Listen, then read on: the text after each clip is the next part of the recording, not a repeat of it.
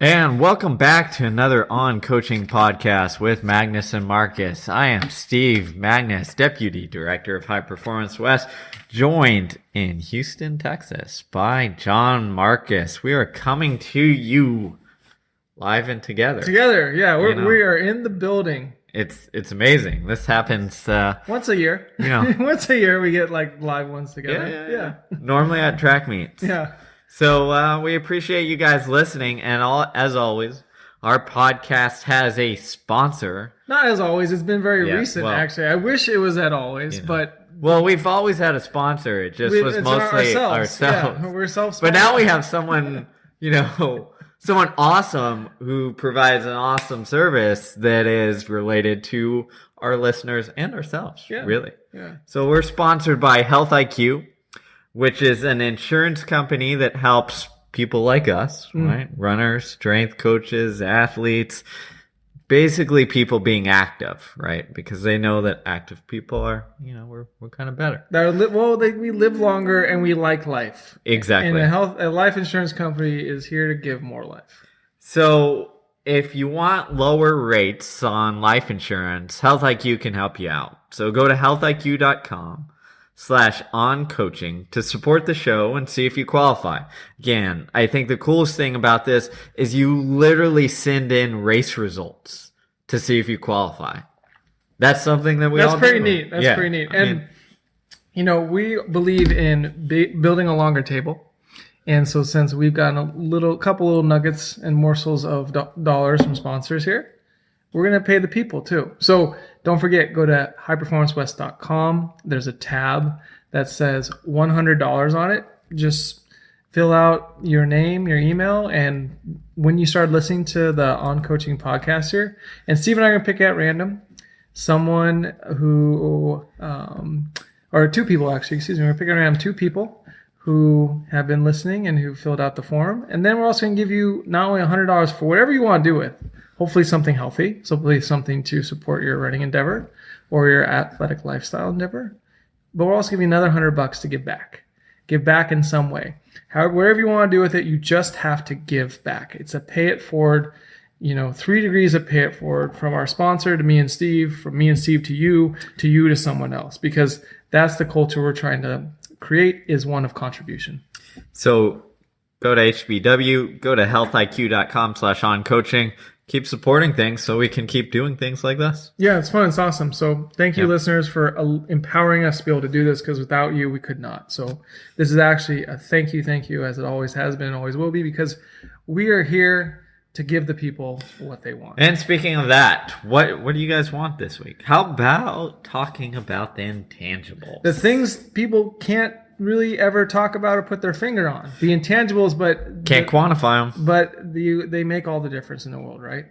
And that's why everyone kind of glosses over it, right? Yes. Yeah, you got to have the intangibles. But we're here to discuss what in the world that might actually mean and do. So, I guess the place to start is probably what are the intangibles? Right? How do you see that? How do you decide that? And I think, we decided on this podcast by watching a track meet. Yes. Yeah. So you go to a track meet, and you see a lot of tangibles on display. It's the posture and the air which an athlete carries themselves. It's the demeanor and the composition of which they do their warm-up procedures or their last few strides before they hit the line. It's how they deal with adversities or discomfort in the middle of the race when there's no timeout to be had. It's all those, you hate to say little things because it's so cliche and trite, but they are these little things that are ingredients that have a big magnitude of correctness if executed really well. Also, too, it's about who you surround yourself with, who's in your support network, who do you choose to listen to, things you're consuming, whether it's internally through your mouth for nourishment or whether it's things like this through a podcast or education, or if it's Netflix or TV, like those things are intangibles as well to a certain degree. So it's all these tertiary influences that on their own isn't a big deal, but added up drip by drip, over time have it become a tsunami wave that's an insurmountable impact. Yeah, when I look at the intangibles, I look at it as the things that are almost like a little bit hazy that I don't know how to exactly wrap my head around, but I can just look there and be like, oh man, like that person's got it. It factor. They've got it. And that it could be, again, it could come across as how they line up for the starting line. It could be how they're looking in the race and when they move and all that stuff. But it's just something that you can't quite wrap your hands around, but it's the difference maker. Yeah, it says je ne sais quoi. And, that's the key thing there. And is it something, Steve and I are talking about it on the car ride home from the track meet today, is it something you can teach? And we came to the conclusion that we don't know. We don't think you can. We don't know much. Yeah. But the thing is, it's like, okay, we can't teach people about it. Can you at least put them in the ballpark? Can you at least expose them to it, right? Can you at least call it out and show people who have, show athletes that are under your charge, other athletes or other performers of craft who have the it factor, and what the it factor really is. Because a lot of times we look at the it factor and we say, oh, it was manifested by the result. And the result is the it. No. It's the influence. The it factor influenced the result that they are able to produce. So it's still in the ballpark about the process. This is, file this in your taxonomy about the process, because these intangibles influence an athlete's process. Yeah, exactly. When I look at these things, and when we started to discuss it actually at the track meet, was looking at a couple athletes, and you didn't know who anyone was, so picking them out and be like, that person's got it. And then they produce, and then you look like a genius, right? Yeah. There you go. Yeah, I'll give you two concrete examples. So I was watching the warm-ups, and I love watching warm-ups at track meets from different athletes when I'm not coaching, because it's always a learning opportunity. It's very fascinating to see the different type of drills and demeanor and focus and, design and execution everyone has on a drill. And I was watching a group of 400-meter hurdle women warm up. One woman was very, very good, very skilled at drills. Very crisp, very sharp, went through a very detailed drill sequence. I was impressed. I was like, wow. But I secretly said to myself, you know what, she's probably not that competitive. And it wasn't to discredit her competency at drills, but it might have came at a cost. It might have came at a cost if she was so focused on the drills as the vehicle to get her sharp and get her better. And while drills do have their place and they are critical, it's not everything. And maybe you're leaving a little bit on the table from a competitive and training standpoint if you're over-investing in the drills. But I said, I don't know if she's going to be in the field relative to the most competitive person. Then I saw another young woman, and she was very competent at her drills as well, but she was zooming in and zooming out. What I mean by that is she would do a drill set, some toe touches or some different types of hamstring activation activities, and she'd be very focused when she did the drill. And then she'd zoom out and she'd get back to reality, say hi to a friend, or give a high five to a teammate who was jogging by. But she had this ability to zoom in and zoom out, versus the gal who was so intent on her drills. She was in the zone, focused to the highest degree throughout the entirety of her warm-up procedure. Now, again, it's not good or bad, but I've just seen enough people who fool you. It's called, I call it the drill fool, because it fools the coach or it fools the observer that they're good at drills, so therefore they're going to be very good at competing. And it's not always the case. There are, of course, exceptions to the rules, but I've noticed this ability, as Phoebe Wright has talked about before, in a podcast episode a couple of years back, this ability to zoom in and zoom out quickly is a very good indicator of a high performer. We get to the track. Again, I don't know who anyone is. I'm here in Houston visiting Steve, and it's a college track meet I have no context, and I'm going to watch the 400 hurdles because I'm going to say, well, maybe I was wrong, because I'm wrong a lot. And I'm like, well, maybe I was wrong. But the gal who was able to zoom in and zoom out, she had this just calm, focused demeanor and mystique about her even before the gun go off. Like she just knew she had it. Like she, was very confident in her posture and appearance, and it wasn't forced. It wasn't, from a point of anxiousness or a point of like, I have to check this box off or else. It's just, I'm going to go out here, I'm going to do my thing, I'm going to execute. The young woman who was the drill queen, unfortunately, looked very out of place on the track, getting into blocks, about to compete. Gun goes off, and the zoom in, zoom out girl or woman was boom, way ahead after the first hurdle, way ahead of the field. The drill queen, she got off the block slow. Her technique over the hurdle was phenomenal. Don't get me wrong, but she didn't have the magnitude of correctness of being fast on the ground. And so maybe she thought her way to compensate for it was to be much better at proficiency of drills and technique, which is, again, very critical. Do not get me wrong here. But she missed the first order of correctness, the first order of magnitude of correctness, which is be fast first. And it was interesting because the drill queen ended up giving about, in the field of 8, I think 5th or so. She wasn't out, but she was out of the conversation after the first hurdle for first place versus the zoom in, zoom out young woman. She was zoomed in and just clicking along those hurdles nonstop. And the 400-meter hurdle event's a tough event. I have a lot of respect for those athletes, but it's curious to see that manifest. And I picked, I just picked my horses, so to speak, as you were as a fan, just based off that interpretation, knowing nothing else. I had no idea what school they were from. I had no idea of previous PRs. Like, I just said, I'm going to pick this blindly. Nailed it. Yeah. Once. So never do it again. Never do again. Yeah. But I think what we're getting at there in that story is that if you watch behaviors, like, they provide information, and sometimes it's not like conscious information of exploring what is this, like, what is her look going into the blocks, right? That's very hard to like conceptualize and quantify.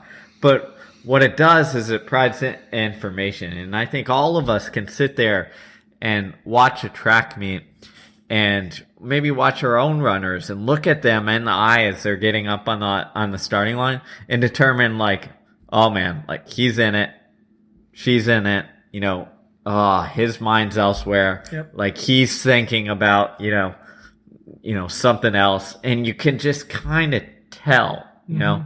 And I think those are when you look at performing on the stage, whether it's in track or, anything else, it's the people who have the intangibles are the ones who can get them in the right place to compete and execute their skill versus the ones who, haven't quite figured it out yet.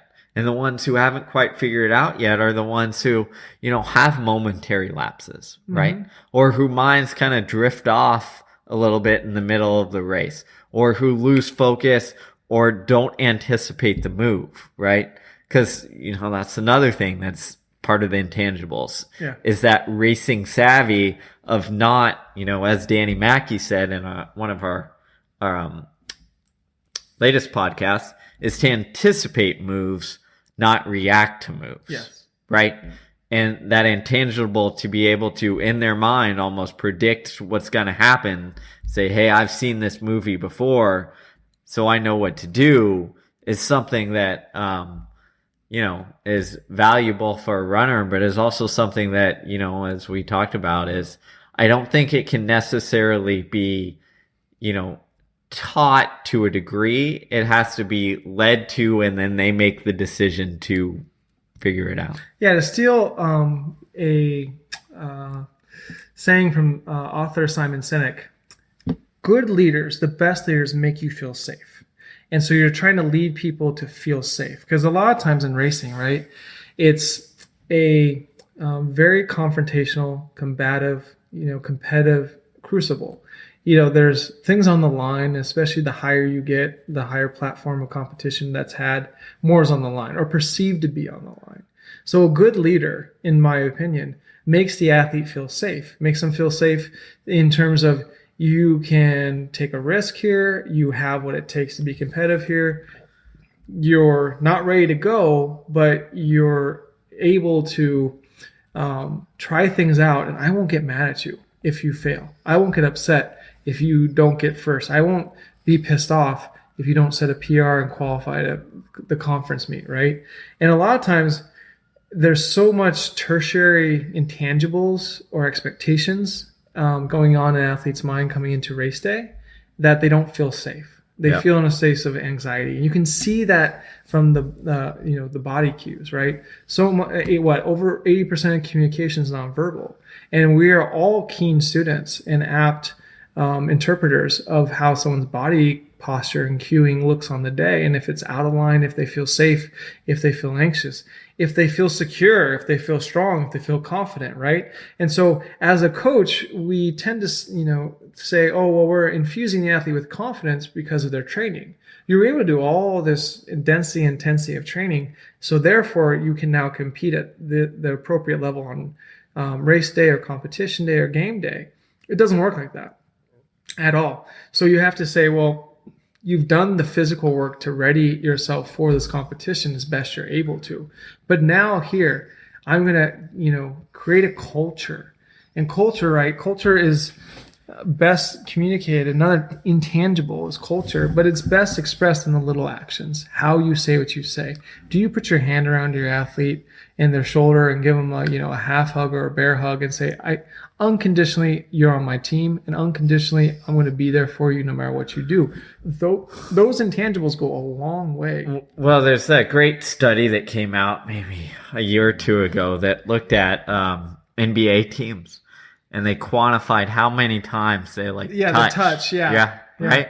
And it's like the teams that touched more, right? Slapped hands, high fives, bump shoulders, whatever it is, they ended up winning more games, right? And it was statistically significant. And then you had the overextension of now we have a touching rule. And that was so just inorganic and just because the thing was the organicness and the right. It's not the touching that matters. No, it's the signal that is sent. Yes. That the true genuine signal, right? Mm-hmm. And that's what I think a lot of people miss. And I think that's what's important to realize is the signals that are sent as you as a coach, right? So, this is kind of a tangent, but hey, we're fast for those. Yeah, we're good. After a race, where your athlete, let's say they took a risk, right? They went out harder than they should have, and they went out with the leader, and then they blew up at the end. When they finish, are you lighting into them? Right? Because that sends a signal. Yeah. That sends a signal that, hey, that's an unacceptable behavior. Don't take risks. That is not a safe behavior. Mm-hmm. Or do you come in and say, hey man, I'm proud of the risk. Let's look at why it didn't work, right? And let's learn from it. But don't it's all right. I'm not upset that you took a risk and it failed. I'd rather you take a risk than play it safe, right? Mm-hmm. Then you're sending a different message, one of safety and security in taking those chances. So as a coach, you have to be incredibly attuned to the message that you are sending. And that is, critical before, during, and after the competition, right? Our language as coaches, our posture matters. And, as a coach, the intangibles are you're always trying to move, ideally, your athlete to their best competitive selves. And hopefully that spills over into being their best personal selves. And so if you can elevate the athlete to take a risk on race day or competition day and say, look, the whole point's to learn. And if you fail, well, you just learned. You learned one more way not to do it. Right? So you take this risk and it doesn't manifest the outcome you desired, just don't do that ever again. Not a big deal. No, you don't have to promise me you're going to get better. You don't have to, puff out your chest and say, oh, I can do better and I will, and make all these false promises. I learned one more way. It's not going to work. And that's okay. And that's good. I actually walked away better because I learned something. And, a lot of times it's about a very clear conversation between you and the athlete about what's it for. What's the race today for? Well, the race today is for this. It's for that. It's to go take a risk. Is it to prove a point that you're the most superior, dominant team or athlete in your event on that day at that track? I mean, if it's for that, that's fine, but you just have to have a very clear, detailed understanding about what's it for. Otherwise, you get to another intangible that actually is a hurtful intangible, which is unaligned expectations, where the coach's expectation might be at a little higher level than the athletes, or even vice versa. And when the expectations are misaligned, that creates a very much of a frictional relationship where you do get the coach, chewing out the athlete post-competition, post-race, like, you guys didn't bring it. What's wrong with you? You guys need to do, and just blame. But however, as a coach, you need to own some of that blame too, because if your athletes didn't bring it, obviously your expectations and their expectations weren't aligned. And so that causes a moment of reflection to say, hey guys, you didn't bring it, and that means I didn't bring the appropriate level of expectation to you. And that community, right? That's what we're saying. You can't manufacture culture. Having a touch rule, that's manufacturing culture. Culture is an organic thing that happens through trust, symbiotic ownership of failures and defeats. And as a coach, we must own our failures just as much as we encourage the athletes to own it, because we're human too. Yeah, and I think that responsibility, like that ownership, is an incredibly important piece, because, again, I think it comes down to what environment and culture and message are you trying to send, right? So, for example, in the meet today, it was, in Houston, Texas in April, it was 20-mile-an-hour winds and like 50 degrees. It's colder than that. It was like 45. It was legitimately cold. I only brought shorts here, and I go, bad move. Yeah, no, it was freezing. But so, it's our home meet, whatever. So, I walked up to each athlete and I said, hey, what's the goal today?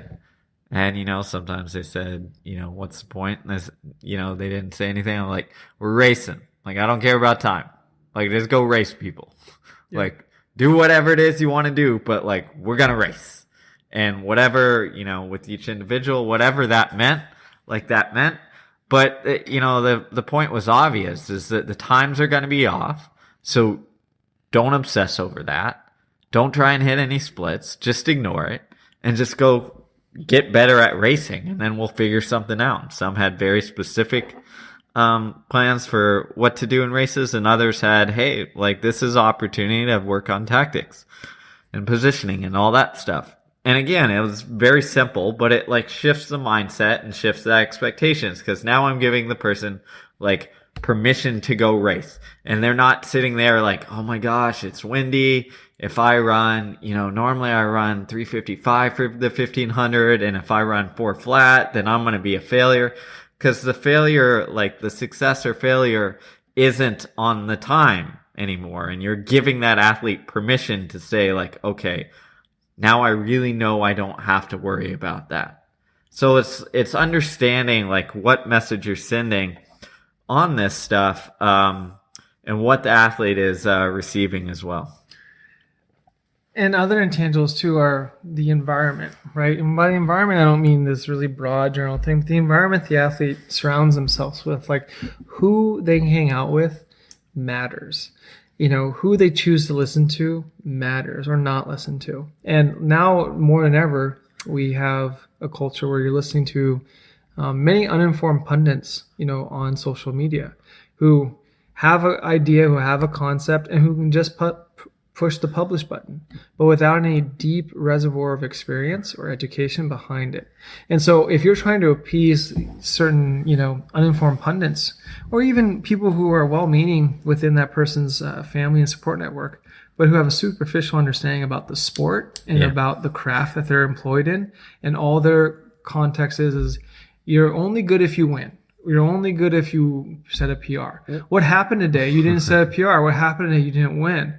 Well, you don't have to necessarily go to that well-meaning supporter within their network, and they have to say, and explain it into detail. It's just like, hey, my coach and I are working on some things, and it's all good. Because if you create a culture of safety as a coach to say it's okay to do these things, okay to take risks, I have your back no matter what, you're on my team. I'm not trading you. You're not getting demoted. You're not getting, booted out if you don't bring the highest standard or a better product every day. Again, we can't see athletes as commodities. It's not, oh, you have to bring the best product every day. It's like, no, they're human beings and we're trying to help nurture growth. And unfortunately, that nurturing of growth is messy, messy business. So you signed up for everything, the highs and the many, many, many lows as a coach. Yeah, exactly. And, on that part, one of the other intangibles that I think is interesting is the ability to show up. Yeah. Is the athletes who had it, like they were the ones who were going to show up almost regardless of what's going to happen, right? They were going to be in it, be in the race, be in the position for as long as they could, even on an off day. And, I give, again, since we're in track meet mode, like I give a former, one of my athletes, and now my grad assistants, Drayvon, a lot of credit in this because like whenever he raced for us, he showed up. Yeah. Like then today, again, he's done, as I was explaining to John, he's done one workout and he trains with Army ROTC, which means he goes and jogs like 2 miles at 10-minute pace, right? Carrying a backpack. And he shows up and I say, hey, Dre, like I need you to, he hadn't raced for a year and a half. I need you to rabbit a 1500 out in 2 minutes and then come back and rabbit an 800 coming through 51 high. And he just does it, right? Nailed it. Yeah. And there's no like, oh shit, like, am I in shape? Am I this? And I'm that. And he's like, all right, I've got this lifetime of fitness. Like, I'm relatively fit. Like, I'm just going to go out and execute the best I can and get it done. Yeah. And, if that's someone else, which we've had, like, the panic would happen, right? It's like, well, I'm not quite ready for that. And I don't know if I can do that. And I think that is one of the clear differences between, those who kind of have it and those who don't. Or those who have it, like, they will show up. They will say, all right, what's my job? Like, I'm going to get it done, or I'm going to execute it to the best of my ability. And if I can't get it done, I'm going to execute it as long as I can and, do what I can for this. And those who don't, like, they'll freak out and panic and kind of be done with it. It's an integrity issue, right? Yep. Does what you say and what you do sync up? Are they in the same ballpark? And a lot of times that's what young athletes are trying to explore is integrity. So you may have a big goal. You may want to run this fast or win this big fancy race or what have you, but then you don't. And then when the athlete stops being the victor, and that was their intent and their design and their goal, and that was the sole reason they were training and doing things, they start to get anxiety because now they can't even trust themselves to follow through with the things they said they want to do. And that's where it is very difficult to create goals that are outcome based on winning, because 9 times out of 10, that's like out of your control. Should your process be true and should your process have high integrity, there might be a high likelihood you'll win a race or 2 or 3 or what have you. But to be able to predict winning as an athlete, to be able to say, oh yeah, the jump shot's going to go in every single time. And I remind athletes of this all the time. LeBron James still airballs. LeBron James still bricks hard. What does LeBron James do? Keeps shooting.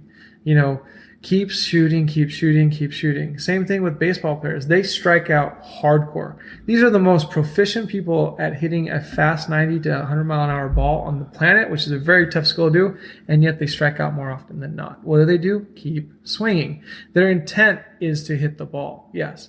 But if they said to themselves, my goal as a professional player is to hit the ball every time I step to a plate, real quick they get anxious because they can't oblige that and follow through with that goal and that commitment. And so their integrity's off. Now, as a coach, the intangibles about setting people up on race day or setting them up for success is to find a process that leads, eventually it will hopefully lead to the destination of an outcome that you desire and the athlete desire, but have them focus on executing the process. So when Steve goes up to your athletes and says, the goal today is to race, what does racing look like? Being competitive when you're challenged or when you're in a state of discomfort, owning it, but then trying to battle back. And I saw that a lot with U of H athletes. They might not have always been in first position winning. They might have been in like the latter third of a section, like they're in the back of the pack, but they were out there racing. I didn't see anyone give up. We actually saw an 800-meter woman of Steve's in the slower section. She went out a little too fast for her fitness in the 8 and it bit her in the butt. And she kind of threw a pity party, it looked like, for 100 meters, from 600 to 700 meters ago. Then she rallied. She said, "Oh, I got a race." She looked up and she started to start running people down after you thought she was going backwards. So that was a great moment for Steve to call out and say, "Hey, look, we saw this.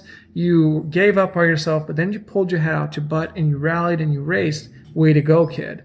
And so you take that learning moment and that opportunity to help elevate the athlete. But again, it's many young athletes and even professional athletes struggle with integrity, because if you're saying you want to accomplish something, but it's outside your control, you've already lost the race before it's begun. You have to say you want to accomplish something that every step is within your control. You can't say it's within my step to run 65 seconds per lap today if we have 20-mile-per-hour winds and it's 25 degrees below normal temperature. That might not sync up, and you might already lost the race before it begun. You might not say, "Oh, I am going to win every race I run this year."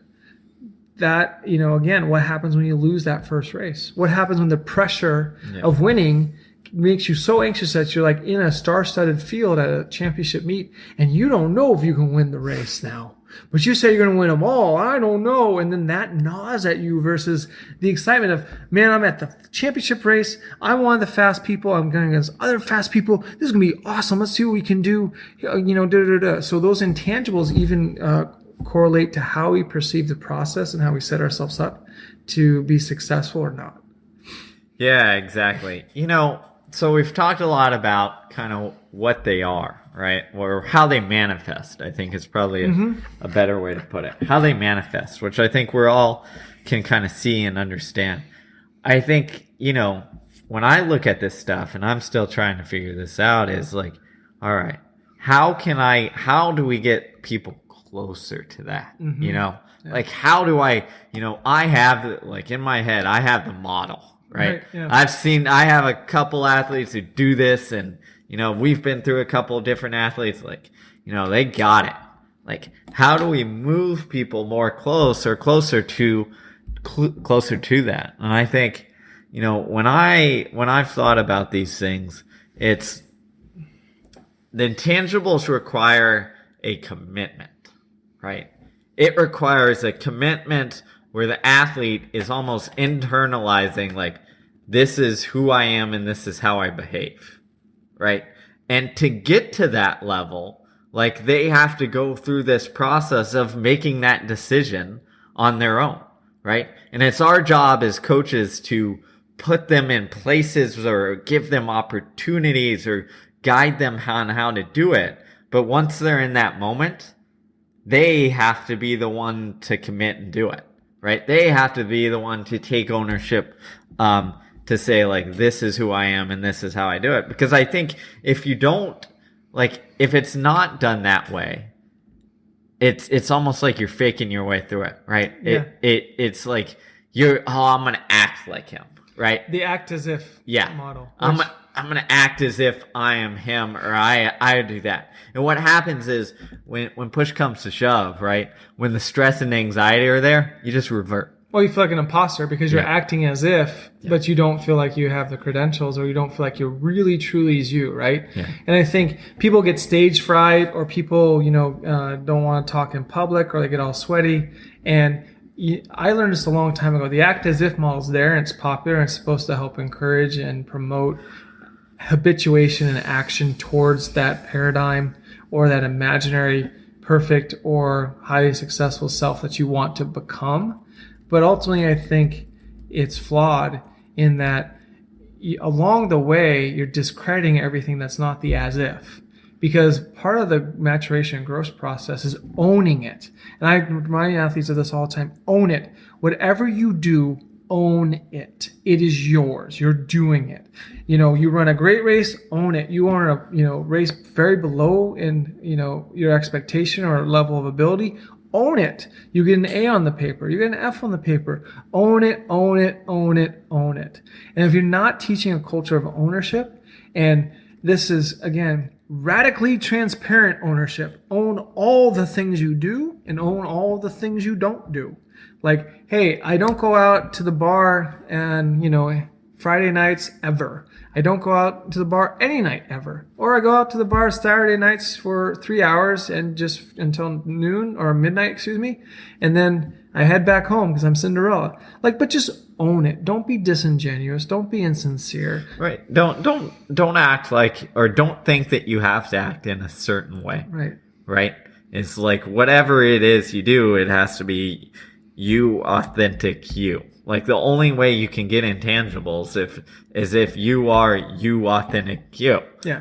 And it's like if you're not, then push comes to shove is like the real you is gonna show through. Or if you're just posing and you're just pretending and you're acting how you think you should act, or how someone at the credential or level of credentials you want should act, and then you're playing a role, you're playing a part, you're not really authentic and genuine. And that, and we know in our hearts to heart. And we've seen it, right? I mean, we've all worked with different athletes who, in their own way, had it, to a degree, but they did it in a different way than, someone else. Right. Right. They've done it, it's a signature. Yeah. It's their own unique. It's their own, you're right. And they do it, they might not be in the running world. They might not be the person who, eats perfectly, goes to sleep at 9:30, et cetera, et cetera. But they figure out their way of having it all together in their life, to get things done, to reach their goals, and they're true and authentic with it. Right. They're saying this is the point, I'm focused on this, and then I also do this over here, but like when I'm here, man, I'm all in on it, And that's the critical thing to remember is you don't have to create, the intangibles is not about perfect. The intangibles is about magnitude of correctness. Knowing the things that have the biggest impact on you or on your athletes, right?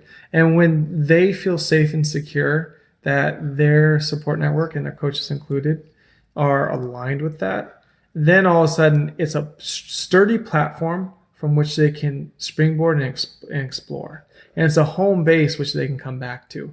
And it's not just, this idea about anything you do is everything you do concept. It's also about owning what you do and owning what you don't do. And that, to me, in this day and age, some people call it accountability, but I like to call it ownership because it's yours and yours alone. And the intangibles are these little je ne sais quoi about, all right, what are these outside influences that we might not have very, hard quantitative markers on, that are more subjective, but that actually do influence those quantitative markers that we are basing decisions on. And those things require a lot more deep diving and a lot more relationship-based coaching, right? Where you're interacting with the athlete about what's their general stress level this week for the race. Where's their mind space, outside of sport? Is something else happening that's traumatic, or influencing how they're perceiving the world? Is it a threatening world? Is it a safe world? And it shifts too. Someone can be in a safe world one week, and the very next day it's a threatening world. And then how do you intervene, and how do you support someone like that? There are all these different things to consider. And yes, we love to geek out on training, and we love to geek out on programs and talk about physiology and manipulations and adaptations and stimuli and this and that, and what to do when someone gets hurt, and what's to do, from an injury, rehabilitation standpoint, or what have you. And we like these concrete action plans, but the intangibles require a softer eye. The intangibles require someone who's a little bit more empathetic, and someone who can say, yeah, I'm a human too. I'm a frail individual with failings, and so are you, but you're going out here and doing something amazing today. You're performing at a high level. You're performing to your highest level, even on a day when it might be windy by 20-mile-per-hour winds and cold. Still go perform at the highest level you can perform for you on this type of day. And if you walk away with that, empowering an athlete with that type of demeanor, they're going to have a very, very exciting performance. Whether it's a PR or not, or whether it's a first place or not, then they can feel like, yeah, I accomplished something today, instead of like, oh no, tail between my legs, coach is going to ream me out for this one. Yeah. And then all of a sudden you create this culture of stress. You create this culture of anxiety because you're sitting there yelling at them, being like, you didn't bring it today. What's wrong with you? Well, you look at it in a lot of ways, coaching is like parenting. Oh, without a doubt. Yeah. That's why it doesn't matter how old they are too. 23, 4, 5-year-olds, 30-year-olds, I still parent them. Yeah, it's parenting, right? It is. And like athletic parenting. It's athletic parenting. But we've all maybe been there ourselves. We've had friends, right? We know where it's like, oh, like you act that way because your parents did this, this, and this, and this, right? And whether that's in a discipline, whether that's in like helicoptering, whatever it is, like you see how the kid acts because of like that, because of how they were conditioned a little bit. Mm-hmm. And on the track, we're the parents, right? Yeah. We're conditioning them to react to situations in different ways. And I think that's why it's important as coaches, if we want to craft and move athletes towards some of these intangibles, is to really focus on that message you're sending, and also that, that message of motivation, of whether it's coming from a place of fear, right? Or a desire to succeed, or maybe even a fear of success, mm-hmm. right? There's all these different motivational things or messages that can be sent. And, if we yell at athletes afterwards, if we, praise them, if we ignore them, like they all send different messages. Yep. And it's not to say that like any one message is necessarily the best. It's that there's probably different times and places to use subtle variations of each different message you have to be. And I think when I look at it, like when I use like, we'll call it a light into a message, like it's very, very strategically placed. Right? It is for a purpose, knowing the reaction that I'm going to get out of it, mm-hmm. not like to make me feel good and like, I said my point. Now these athletes know it. It's more of, all right, if I yell at this kid now, like what is that kid's reaction going to be? Is that a reaction that I want to take? And then where am I taking him afterwards, right? And I think those considerations are things that, we need to realize, because, when I look at athletes who maybe have the intangibles or maybe don't, a lot of times they don't, because, and I'm not going to blame it all on parents, but kind of because of bad parenting. Well, it's culture. It's whatever your culture was. Remember, we cannot change people's behaviors as much as we want, and we cannot change their decision making, but we can influence, right? And that's very critical to understand. A lot of times we act as if we're change agents, and we can change your behavior and your decisions. We can't. Those are every individual's own, and they have to own them. But by influencing them and the degree of influence, you can nurture that alteration that's hopefully within their with their best intentions at heart. And that, I think, as a coach, is a very critical element. Like if you're trying to get an athlete to take nutrition a little bit more seriously and not just put absolute junk in their body, you cannot change that behavior. You cannot watch them 24 hours a day, 7 days a week, and see what goes in or not. But you can influence that. You can say, what message, what evidence can I use to empower that athlete to then consider making that change of behavior on their own? And that, I think, is another intangible aspect to actually the coaching craft that we must understand and must, oblige. Because if I'd be remiss to say if we didn't include that, because then we can have misguided expectations here, where I think as a coach I can change an athlete's behavior, when the reality is the athlete is not going to be changed at all, or change their behavior at all, because of how I'm sending the message. So that subtlety, that intangible of that interaction, of how do I influence it, right? All coaches are in marketing. We're trying to market to athletes a better strategy, a better way, a better construct, a better tactic, a better narrative to adopt, so that they can walk away from the exchange with us, or from the teaching time that they had under our wing, and be able to manifest that and execute that in the chaos that is a race, in the chaos that is life. Because ultimately, right, these birds have to fly on their own. We cannot be hawks and watch over them 24/7. Like, set them free. You got to let them out the nest and let them fly. And hopefully you've infused them with enough of the awareness about what matters and has a big impact, and the things that don't matter, and the pitfalls to avoid. But at the same time, too, they have to make their own mistakes. And the intangibles, too, also come to personalities.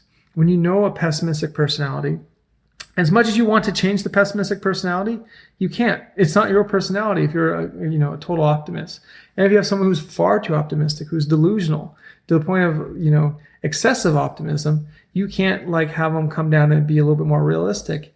You can influence that and show them evidence. Say, here's the evidence. Here's the evidence I have that you might want to consider. In not saying you have to change or else. Because when you start to create ultimatums in any relationship, that creates a lot of static and friction and standoffishness. And then you can't actually communicate when there's ultimatums. So the best thing is to have this collaborative approach where you view yourself as an influencer of behavior. And eventually they'll figure it out. Most athletes want to be competent. Most athletes want to get a return on their investment of work, time, and energy. And they might not do it right away. It might take a year. It might take 2. It might take until the very last race their senior year. I've had that myself. I've had that same. Yeah, but that's the satisfaction of coaching is when you break through, or when the influence that you're trying to communicate breaks through for the athlete's betterment, that's when you can pat yourself quietly on the back and say, that was a job well done. And I think those intangibles, right, of really the currency of why we coach, it's not necessarily the big dollars that are coming our way every day. It's the human relationship currency, and seeing someone change or get better, which is priceless. And I always remember that famous football coach, and I'm blanking on the name, or basketball coach, I forget now. But the quote is essentially, the reporter asked, something about they had just won a national title, and to the regard of, how he measures, success, or is he measured if it was a successful season or something to that regard. And the coach said, ask me in 20 years and I'll know if I had a successful impact on these young men. Because it wasn't about winning in the moment. It was more about who they were going to become. And remember, sport is a crucible and a safe ground for life. And to develop character, to develop all these different attitudes and different ways to go about things and take risks, to stand up, have ambitious goals, to follow through with your actions, follow through with your integrity or your intent to elevate a stronger integrity, et cetera, et cetera, et cetera. And we must keep that kind of top of mind all the time as coach. Even when they win the championship and go out on a high, or when they strike out, or miss the key penalty kick, or blank on, the important race day and not get the job done. It's teaching, not judging. And another intangible into the craft of coaching is to remember that as best you can, as often as you can, as you conduct yourself. Exactly. 100% agree. I think that's a good place to end this on intangibles. I love that quote, and I forget who said it as well. We'll include it in the show notes so you have some accuracy say about the context and exact wording of it. Because it's a good one. Gotta love the show notes. Yeah. Also in the show notes, you can click on our sponsors, Health IQ /on coaching. You can click on that link either at Science of Running or High Performance West. You'll see it there, and we appreciate you guys if you take a look to see if you can save on life insurance. So once again, thanks for listening, and thanks for being there for us, guys. Appreciate it.